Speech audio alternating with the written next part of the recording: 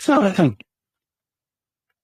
I want to start with a quote from the book Summer on Park Avenue. Every great dream begins with a dreamer. Always remember, you have this in you, the strange, the patience, and the passion to reach for the stars and change the world. Now, my name appears here in Telegram. On one hand, yes, we are going to dig into someone's story here, maybe even pick some bonus. But on the other hand, this isn't really about dirty laundry.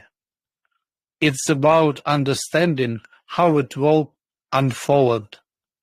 To grasp how we got here, the what's happening now, we need to come to see where it all come from. Originally, Cosmos was created by two people, two buddies, Jae Kwon and Ethan Buchman. If you look at who wrote the Cosmos white paper, you will see their names. They are Jae Kwon and Ethan Buchman, and they got along great. Zaki Manian also helped them out, and they gave thanks to everyone else who contributed to building Cosmos. So, in this video, you will understand why Jae Kwon left Cosmos and ICF.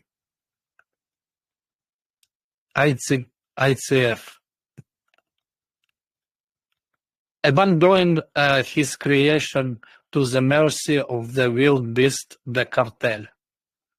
They launched Cosmos at a time wasn't exactly ideal. What I mean by that? Well, it was during the big ICO boom when 98% of the project was launched turned out to be scams. Everyone was raising money, and the ICO craze seriously discredited the whole idea of blockchains back then. Projects started being associated with fraud and deception. But among all that, about 2% of projects were actually good, and Cosmos was one of those good ones. A friend once told me a story back in the day. He told Cosmos what such a cool project. Look at the technology, he said. Atom cost just $1 and the time, and he bought some at $1.25. People told him, that's a scam. It's just another ICO. It will drop to 40 cents soon. Well, we still haven't seen it at 30 cents, and look how much time has passed. So, back then, this cool idea operated to create something bigger than just a platform for tokens, something where you could launch or your own blockchains. That's when the questions of interoperability arose. That's very few people were talking about it at the time. So, Jae Kwon, that's Olympics, that's Ignite, that's a big Korean-American crowd with a huge number of developers, some of whom are, for example, from Cosmos Station. In general, there's the strong Asian developer community that's very capable in terms of development, and that's done a lot of useful things from Cosmos. And isn't not just Koreans, there are also Americans. Like, for example, Kepler Soul's a very, very strong group of developers who have various skins of relationships with Jae Kwon. Now, on other side, there's another strong team that's Ethan Buchman and probably Zaki Manian. Basically, a team mostly from the USA, plus some guys from Europe countries. Well, Europe ended up somewhere in the middle, so their developers are here and there. So as long as they were friends, everything was fine. The Interchain Foundation was created on the one side and all in bits on another. Everything existed peacefully until they quarreled. I mean, the Jae Kwon and Ethan Buchman. They stopped talking to each other, but no one abandoned Cosmos. They kept development at any rate. That was around 2019 or 2020. So to sum up, it 2017 they raised money through an SEO and started building Cosmos, and then a couple of years later they fell out. I can say exactly why they agreed, because there are a lot of rumors, and honestly, don't want to say anything for sure. I just don't know. I don't have a clear understanding myself. But what happened next? After that, there was a white paper to describe that Cosmos was supported to do. It included the development of the IBC protocol, which we are using now, an excellent protocol that was released in 2021. Before 2021, there were no IBC transactions at all. These two teams didn't stop developing Cosmos after they had their falling out. Jae Kwon started working on GNU and modified version of the Go language, where basically the language Cosmos itself is written in GNU. GNUland is a leading open source smart contract platform using GNU. It interpreted the fully deterministic version of the Go programming language for continuous and composable smart contracts. Meanwhile, the Interchain Foundation worked on IBC and also development Cosmos. Cosmos is a programming language like Solidity, which is used to write all the smart contracts on the EVM. But Cosmos is a language specifically designed for writing programs between blockchains, to make it easier to understand even for people who are not far from programming. Imagine you have an Excel spreadsheet. Everyone's familiar with that. You have one cell and another cell. When you change the value in one cell, the value in another one changes too. Everyone knows how that works. Now, imagine you have to separate Excel spreadsheets. And when you change something in one sheet, the value in the other sheet changes automatically. That's interchain. That's interoperability. In other words, when an action in one network can use something to change in another network, that's interoperability. One smart contract from one network can trigger a smart contract in another network. That's a super cool achievement.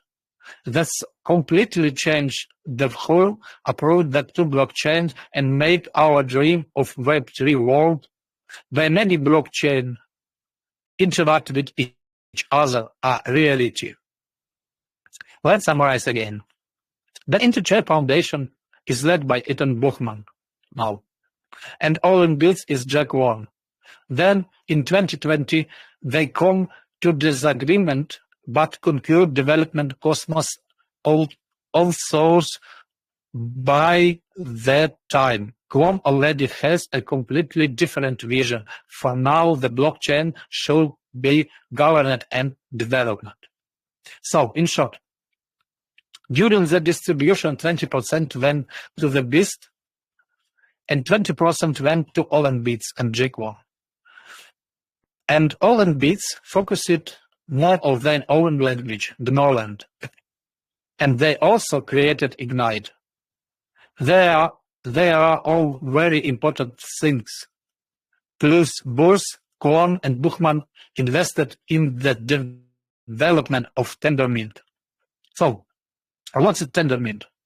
When people talk about layer 0, layer 1, and layer 2, it's like imagining a building. Layer 0 is the foundation. The thing everything is built on.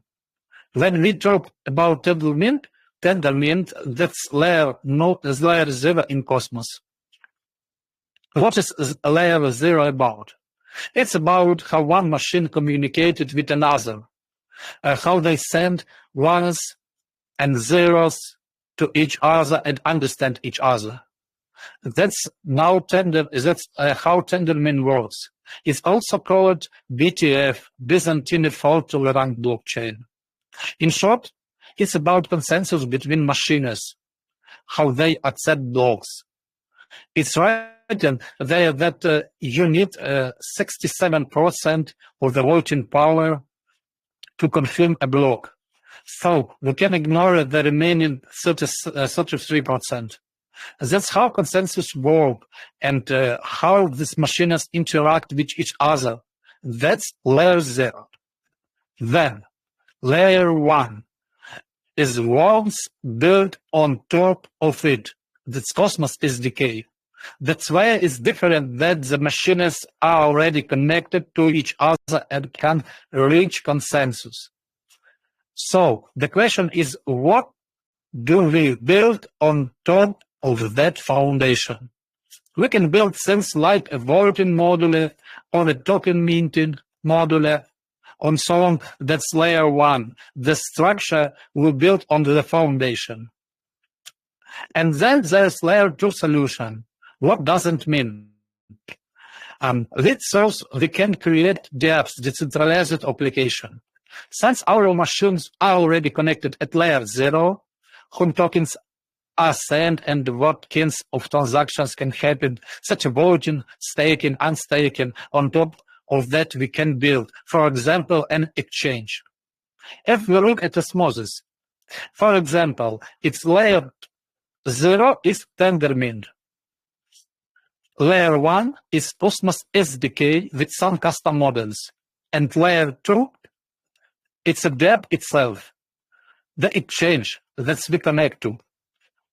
Then we perform swaps there or interact with the liquidity pool. That's all happen on layer 2.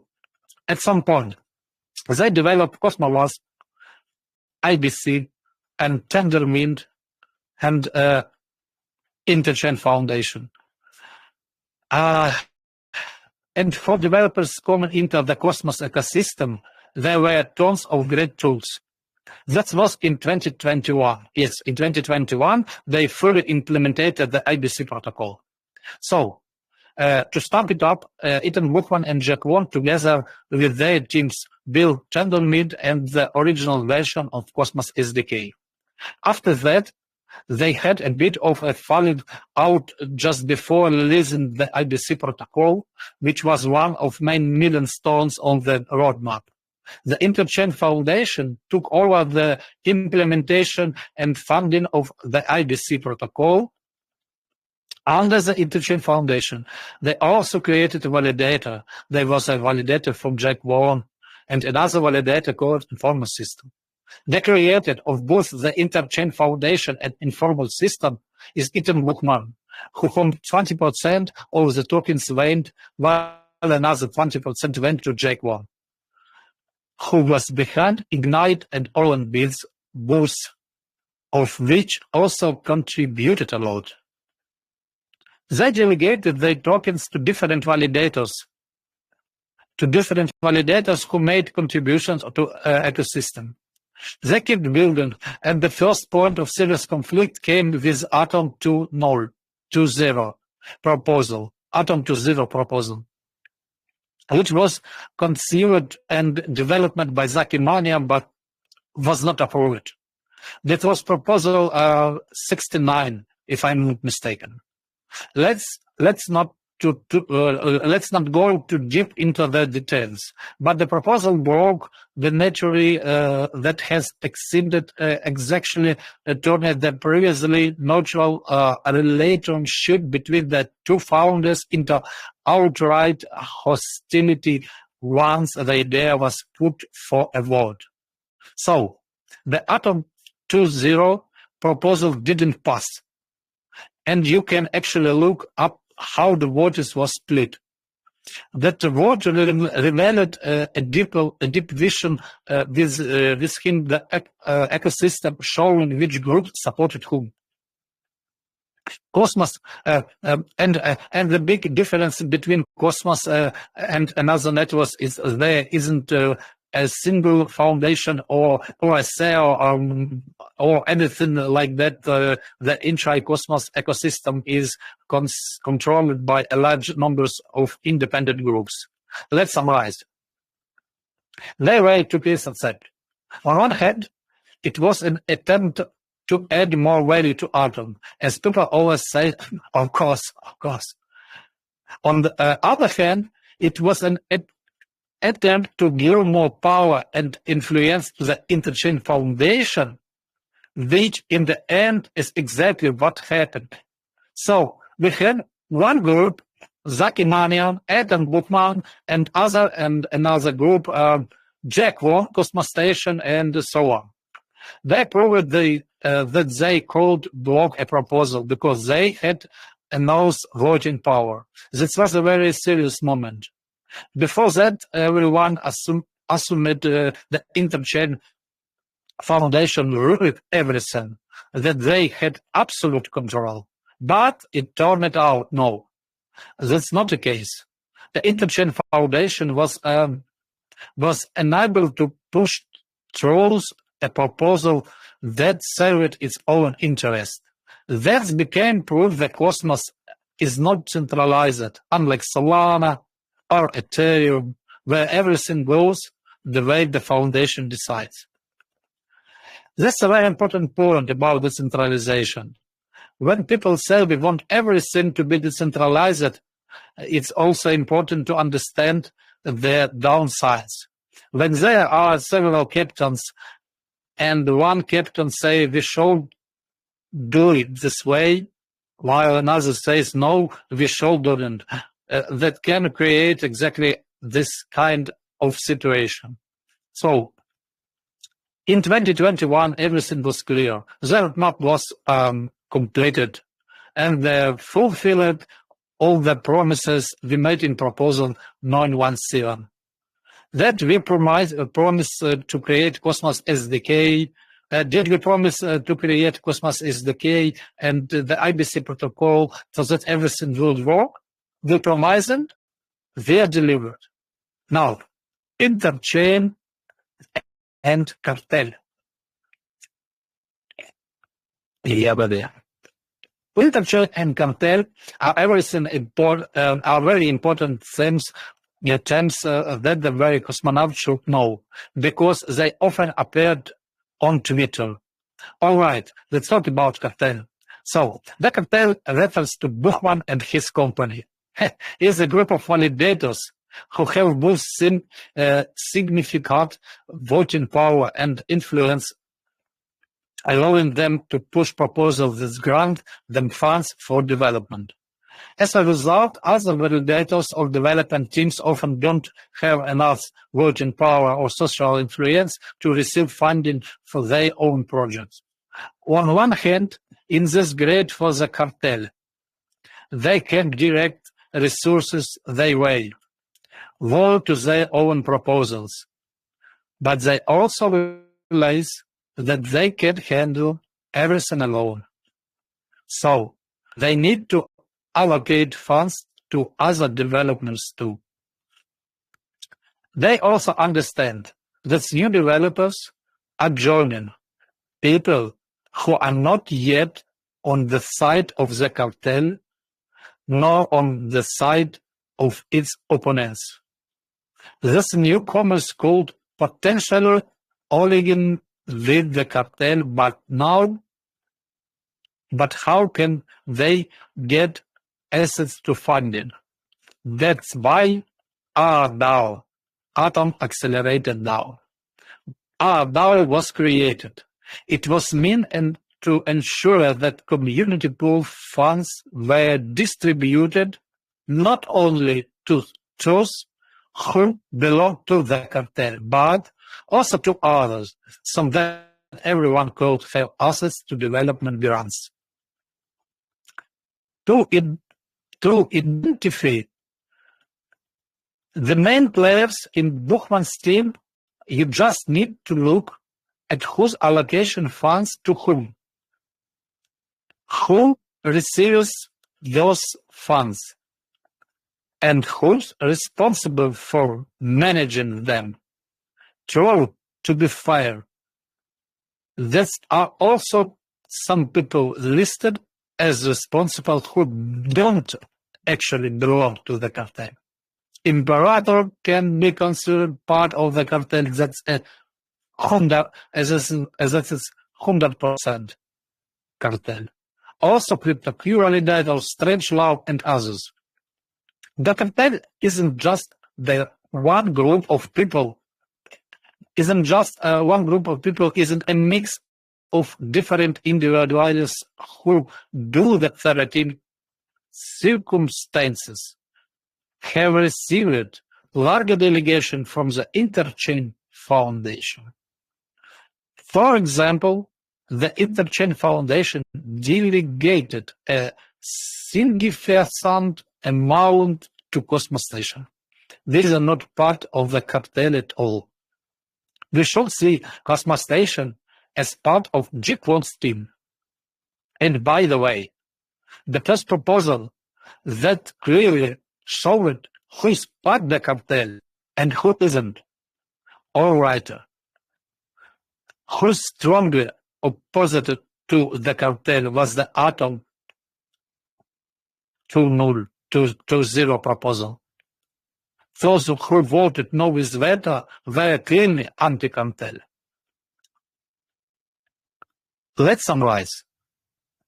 Jae Kwon was working on building the Internet of Blockchains and created Interchain Foundation and making access easier for both users and developers, while the cartel also participated in development but believed that what had already been created was enough, and that was time to increase the value of Atom. As a result, our DAO was established. Those with huge amounts of funds were distributed to their own people. Next came the proposal about increasing or decreasing inflation. Some people wanted to lower the inflation rate, others didn't. And again, this caused the same split. After that, Jae Kwon announced the creation of Atom 1. Jae Kwon's team said, friends, we don't need an overly expensive Atom. We need a minimalist hub. Atom is already too costly. It's something people accumulate and use as a monetary asset, for example. But we didn't design it to be money. Our vision is of a minimalist hub, where Atom doesn't have to be exactly valuable because our focus is on being the interchain hub. We want many different networks to be able to connect us. So we need low, cheap transaction fees, and a moderate Atom price will allow us to release our vision, where Cosmos helps move assets from the one place to another. Cosmos will become the Internet of blockchains of the next generation. Personally, for me, for now, I see how they're trying to turn it into a private business.